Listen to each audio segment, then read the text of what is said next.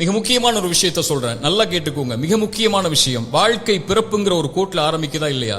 அந்த பிறப்புங்கிற கோட்ல ஆரம்பிச்ச மாதிரியே மறுபடியும் மரணம்ங்கிற அதே கோட்ல வந்து முடியும். பிறக்கும் போது எப்படி ஒண்ணும் இல்லாம வந்தானோ அது போல மரணிக்கும் போதும் ஒண்ணுமே இல்லாம எல்லாத்தையும் விட்டுட்டு போயிருவான். அவனுடைய செல்வம், சொத்து, குடும்பம், குழந்தை எல்லாத்தையும் விட்டுட்டு ஒண்ணும் இல்லாம பிறந்தது மாதிரியே போய் சேர்ந்துருவான்.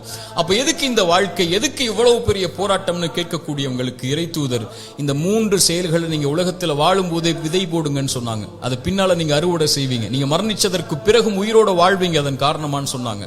அந்த 3 விஷயம் என்ன தெரியுமா? முதல் விஷயம், இறைவன் உங்களுக்கு செல்வம்னு ஒண்ணு கொடுப்பான், அது பிறருக்கு இந்த உலகத்திலேயே கொடுத்து உதவுங்க. அதன் மூலமாக ஒருவன் பலன் பெற்றிருந்தால், அதன் மூலமாக இன்னொரு பலன் பெற்றிருந்தால் அந்த தொடர் நன்மை உங்களுக்கு வந்தடையும்னு சொன்னாங்க.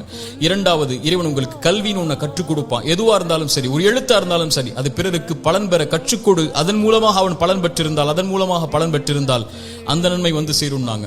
மூன்றாவது, இறைவன் உங்களுக்கு குழந்தை ஒன்று கொடுப்பான். கணவன் மனைவி நோக்கமே அதுதான். அந்த குழந்தையை நல்ல முறையில் வளர்த்தெடுத்து அந்த குழந்தை உங்களுக்காக பிரார்த்தனை செய்யும் அளவிற்கு நீங்கள் வளர்த்திருந்தால் அந்த குழந்தை செய்யக்கூடிய பிரார்த்தனைன்னு சொன்னாங்க. அப்படி நல்ல குழந்தைகளை இந்த பூமியில் இருந்து மரணிப்பதற்கு முன்னதாக வளர்த்தெடுப்பதுன்னு சொன்னாங்க. இந்த 3 விஷயத்தை யார் இந்த பூமியில் மரணிப்பதற்கு முன்னதாகவே உலகத்தில் விதை போடுவாரோ அவர் மரணித்ததற்கு பிறகும் அதை அறுவடை செய்து கொண்டு இந்த உலகத்தில் உயிர் வாழ்ந்து கொண்டே இருப்பார், இந்த உலகம் அழியும் வரைன்னு சொன்னாங்க.